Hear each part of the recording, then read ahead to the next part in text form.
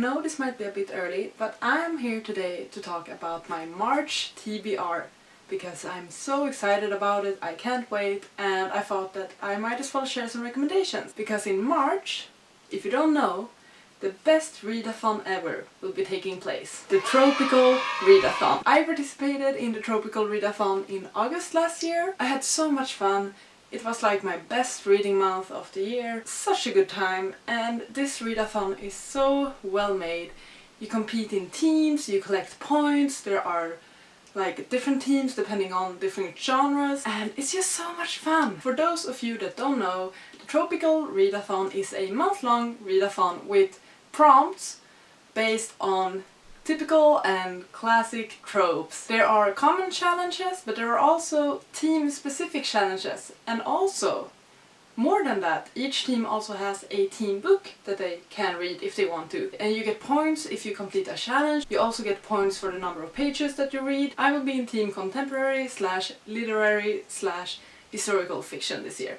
Last year I was in team romance, I had a great time, but this year I wanted to switch it up, and the challenges and the team books for team contemporary, literary, historical fiction, they were a bit more appealing to me. I don't have a complete plan for my TBR yet. These are just the books that I'm considering to read for each prompt. I'm not saying that I will be reading all of these books. I'm not saying that I will complete all of the, I think in total it's 16 challenges. Definitely not. That's not the case. I don't think I will be reading 16 books in March. But here are the options that I would consider, and perhaps if you plan on participating in the TROPE-ICAL READAthon, perhaps you can find some inspiration and suggestions and recommendations from this video. That's also why I thought that I should put it up a bit earlier, so that you have time to consider these options. Also, I do have a few books that I need to read in March, or not really that many. I need to read These Violent Delights. I have ordered this one, and I will be doing a buddy read together with Jane from The Bookaholic. Also, I have heard or seen that Becca from Becca and the Books has kind of hinted that she will be doing a special round of her Bookoplathon. Hopefully the books I plan on reading for the TROPE-ICAL READAthon can fit into her Bookoplathon. Let's just get to the prompts. So the first prompt is the absent / dead parents prompt, and we know this one. For some reason most of the protagonists in books have a tragic backstory where they don't have a family, typically in YA fantasy, or fantasy in general perhaps, I would argue. I have two options for this. I'm not gonna go that much in detail about each book because there are so many books that I need to talk about, but here are my options. I will either continue going through the Harry Potter series. The next one I have not read is Harry Potter and the Goblet of Fire, and it's the fourth book in the series, so I might pick this one up again. I read the Thirst 3 during the summer, I really enjoyed them, although I don't support the author, but I had already bought the books before the whole circus that went down. Obviously Harry's parents are dead, so it fits the prompt. Or some other books that I really want to fit in to my March TBR are the Shadow and Bones series, the Grishaverse, the trilogy. I have not read these books yet, and I really want to, because the show is coming out in April. So I have Shadow and Bone, but I have also ordered the second and third book in this series. So my plan is just to read all of them in like March, April. I have read the Six of Crows duology. I really love that one. So I'm gonna do this wholeheartedly. I'm going to read all of the Grishaverse books before the show comes out in April. I asked on Twitter what prompts from this TROPE-ICAL READAthon that these books would fit into. Someone suggested the absent parents trope. So that's perfect! The next prompt is war setting. Once again, I have two options for this one. Once again, I have the Shadow and Bone series, so perhaps if I read this one for the absent parents trope, I can pick up Siege and Storm, the second book, for the war setting trope. Someone told me that the war setting trope works. But another option is The Book Thief by Marcus Zusak. I have the Swedish translation that I have borrowed from my friend, So I really need to read this one ASAP so I can return it to her. This is apparently a war setting. I think it's, yeah, it's Germany in the 1930s, so obviously a war setting. It's like a modern classic, I think, and I really do want to get to it. Next trope is small town. I have 2 ideas for this one, although I am pretty sure which one I will pick. The first book I'm considering is Birthright by Nora Roberts. This is the Swedish translation. I got this from my mom as a Christmas gift, and she really enjoys Nora Roberts, and she keeps asking me if I have read this book, so I really need to start prioritizing it, and this will probably be one of the first books that I pick up in March, just so I can tell her that I have read it and that I hopefully enjoyed it. And why this fits the small town trope? Well, if you go on the plot description on Goodreads, it literally says the words small town when introducing the plot of the book. I'm not sure what it's about. It's some sort of mystery, romance, thriller, suspense romance, that sort of genre, I would say. My other option for small town is Little Fires Everywhere. I don't have this one. I'm hoping that perhaps I could find it as an audiobook or something like that. Following small town trope, we have the coming of age trope. For this one I have quite a few options, and I don't own any of them. First option is Fat Chance Charlie Vega. I don't know much what it's about, but apparently it's a coming of age trope. Other ideas are Perks of Being a Wallflower. I have not read that one, and I know it's kind of like a cult book. Not a cult. It's a very popular book. A book that so many people read when they were younger and that they love. Might be a good time for me to pick it up. Other options are also A Song Below Water and Wilder Girls. Wilder Girls I am really excited about. I think I can get it as an audiobook, so might end up being that one. We're gonna have to see. For the dystopia trope, I'm considering to read either Pet or Cinderella is Dead. Both seem amazing. I'm also considering to read Battle Royale, and this one I have ordered, so it is quite a long one though. It's like 600 plus pages. Which isn't the best for a month where you want to read as many books as possible, but if it's good, I can definitely get through it. So since I will own that one soon enough, hopefully, whenever my order arrives, I might read Battle Royale. It's kind of what inspired Hunger Games, many say, where there is a lot of teenagers and young adults, I think, that kind of have to fight for their lives in some sort of competition. Sounds quite exciting, actually. The next prompt we have is Blast from the Past. Basically, someone returning, someone from your past, showing up again, stirring up some things. I only have one idea for this prompt so far, and that is the book The Worst Best Man. I'm not sure what the premise is. It's some sort of romance where I think a wedding planner, or perhaps the bride or the bridesmaid, something related to a wedding. A dude from the girl's past shows up. This is so bad, I'm sorry. Either that one, or I think maybe Birthright could work for that one, because the main character's ex-husband shows up again, and I think they will have a romance. Next up we have Mixed Media, and I'm so excited that I'm finally getting to this book because I've been craving to read it for like the last few months. And that book is Gemina by Amy Kaufman and Jay Kristoff. I talked about this in my most anticipated books or like 5-star predictions video. I'm so excited about this. This book is in a mixed media format, which is perfect because the story is told through documents, chat logs, random scripts and emails and a bunch of things like that. It's really cool, and this is the second book in the Illuminate Files series. I read the first one, really enjoyed that one. It was super cool, a lot of fun, it was hilarious to be honest. And I've heard that this one is even better. It's a sci-fi for young adults, and in this one we're following Hannah and Nick. They're in space. Something will probably happen with their spaceship. They're trying to survive a hit squad, alien predators, and a slightly dangerous wormhole malfunction. And there will be cameos of the characters from the first book, which I'm very happy about because I really liked Kate and Ezra. They were so fun. There are no other options for me. I will be reading this one for the mixed media trope. I thought it would be a cool idea if I change my shirts, because I have a bunch of Hawaii shirts, and I thought it would be nice if I could like change a shirt for every prompt that I'm talking about. But I forgot for like the first 5 prompts.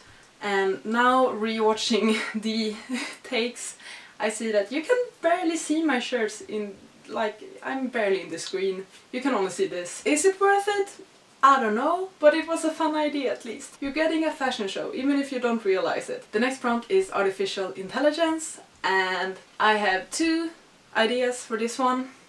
One of my ideas or options is All Systems Red, which is the first book, I believe, in the Murderbot series that I know that Daniel Green, who I always talk about and rave about, really enjoy. And it's basically about, I guess, an AI that has like human feelings such as anxiety and depression. It does sound quite interesting, quite fun, and I can easily get this as an audiobook. My other options is a bit different, but it's Life 3.0 by Max Tegmark. It is a non-fiction basically about human life in the age of artificial intelligence. I have mentioned this before. I have an engineering degree, a Master of Science. I took some computer science courses, some programming courses, and I find the topic of AI, machine learning, deep learning so interesting, and I want to know more, I want to learn more. I truly believe that this is the future, and I've heard a lot of good things about this book. The author is a Swedish professor, which is quite cool.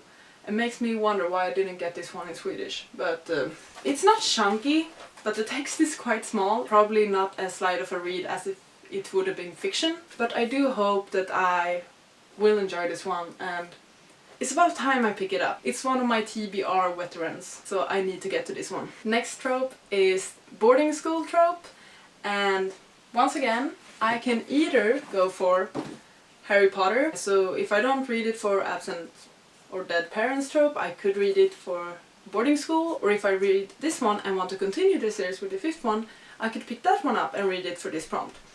We're gonna have to see. Another option, I'm not too sure about this one, but the Shadow and Bone trilogy, perhaps.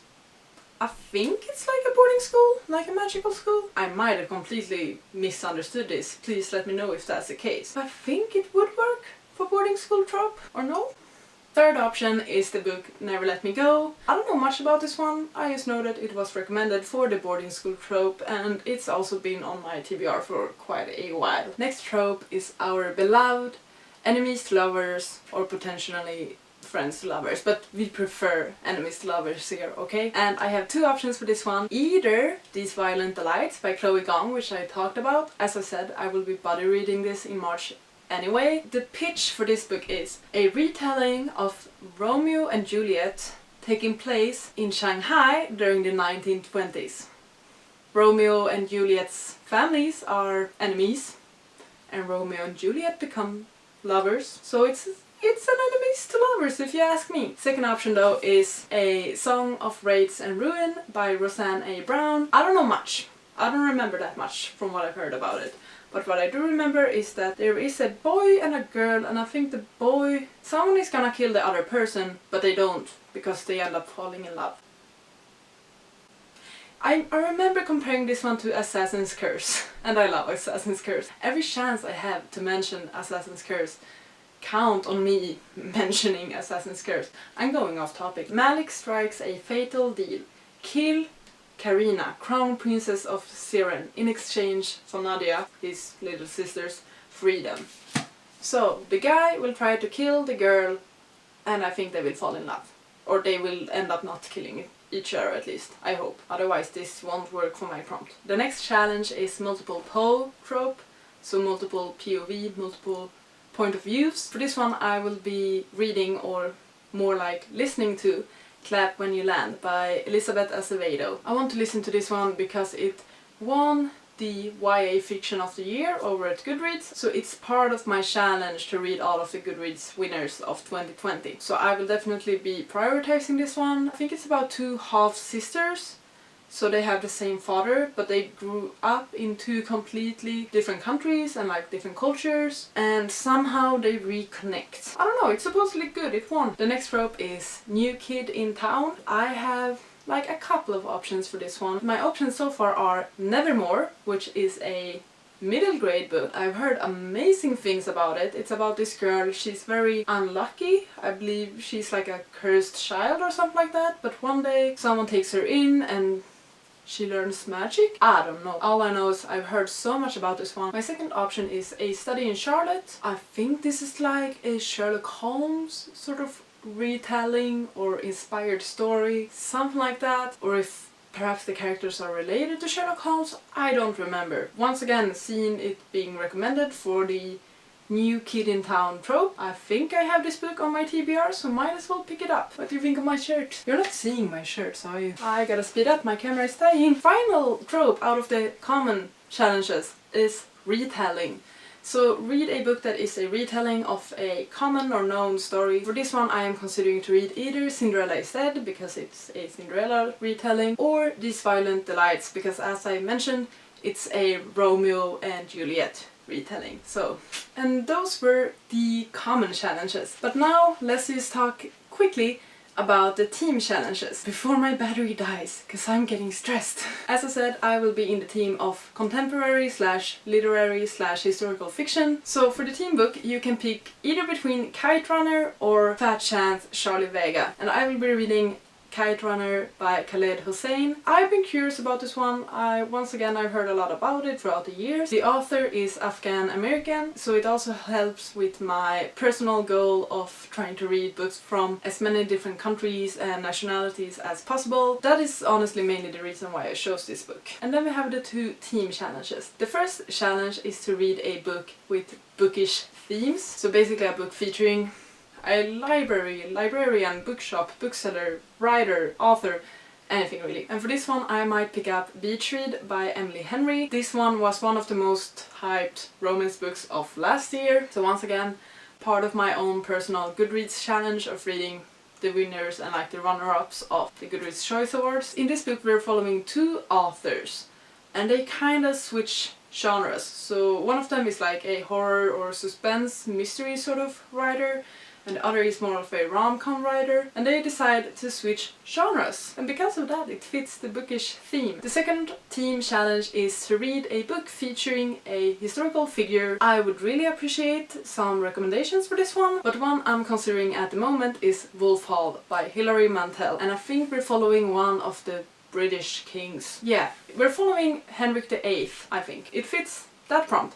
But if you have any more suggestions, please let me know, because this book is quite long, both like in physical form but also as an audiobook. So if you have any other recommendations, please let me know, but these are the ones I'll most likely read at the moment. And I think that's it for this Tropical Readathon March TBR. Perhaps a bit stressful. I mainly wanted to share the books that I'm considering to read for all of these different challenges in the Tropical Readathon. I also want to help and get the word out about Tropical Readathon because it is so well done. All the prompts have alternative prompts. For example, if you can't find a book you want to read with the absent parents trope, then you're allowed to read a book that has multiple authors instead. Or if you can't find a book that fits the small town trope, you can read a book that only has a one-word title. It's so smart in that way. The same thing with the team challenges. The creators of this readathon has made sure so that there are two options for each team book. One newer release, but also an older release if you have trouble getting a hold of the newer book. And that's just very considerate. The website is so good. They have a bunch of recommendations for all the challenges really. It will just be fun to compete and like collect points. I will link everything down below, the link to the website, the link to their announcement video, so please check them out and consider to be a part of this readathon because it's so much fun. That was the video, and since it's tropical as in tropical, that's why I wanted to wear my Hawaii shirts, although I don't think you saw them for most of the video. I love me some good Hawaii shirts. I call them Hawaii shirts, they're basically just like short-sleeved shirts. It's my thing, okay? And this was the perfect opportunity for me to wear my Hawaii shirts and I couldn't decide on just one, so I wore all of them, or most of them. I don't think these are all of my shirts. Anyway, I think I'm gonna try and wrap this up. Thank you so much for watching. I hope you're having a good day, a good time. Take care, and I'll see you on the next one. Goodbye! You gotta just go for it. Don't think about what comes after or what came before. Where's the camera? Maybe you haven't seen the books. Oh well. I'm forgetting that I wanted to change my shirt. I'll be back. I'm trying to be funny. I'm off. I'm in a weird mood.